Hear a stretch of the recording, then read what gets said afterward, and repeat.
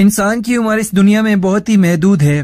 بچوں کے علاوہ جو بالغ انسان اس دنیا سے جاتا ہے تو ہمیشہ اس کی مغفرت کے لیے دعائیں کی جاتی ہے۔ اس جوان نے تو کچھ ہی دن یا سال کی زندگی گزاری ہے، کیا خداوند عالم اس شخص کو ان چند دنوں کی موصیت کی وجہ سے ہمیشہ ہمیشہ کے لیے جہنم میں رکھے گا؟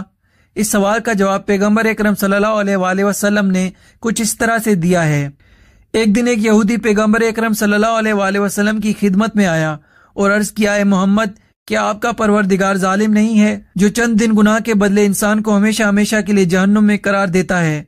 پیغمبر اکرم صلی اللہ علیہ وآلہ وسلم نے اس کے جواب میں ارشاد فرمایا، یہ ہمیشہ رہنا اس کی نیت کے حساب سے ہے کہ خداوند عالم جانتا ہے کہ اگر یہ شخص دنیا کے ختم ہونے تک زندہ رہتا ہے تو بھی خداوند عالم اس کی موصیت کرتا رہتا ہے۔ خداوند عالم اس شخص کو اس کی نیت کی وجہ سے جہنم میں قرار دیتا ہے، اس کی نیت اس کے عمل سے زیادہ بدتر ہے، اور اس طرح جس کو بہشت میں قرار دیتا ہے اس دلیل کے ساتھ کہ خداوند عالم جانتا ہے کہ اس کی نیت یہ ہے کہ اگر وہ دنیا کے ختم ہونے تک زندہ رہتا ہے تو خداوند عالم کی اطاعت میں رہتا ہے اور اس کی نیت اس کے عمل سے بہتر ہے۔ بس اہل بہشت اپنی نیت کے لحاظ سے بہشت میں اپنا مقام بنا لیں گے اور اہل جہنم اپنی نیت کے لحاظ سے ہی جگہ بنائیں گے۔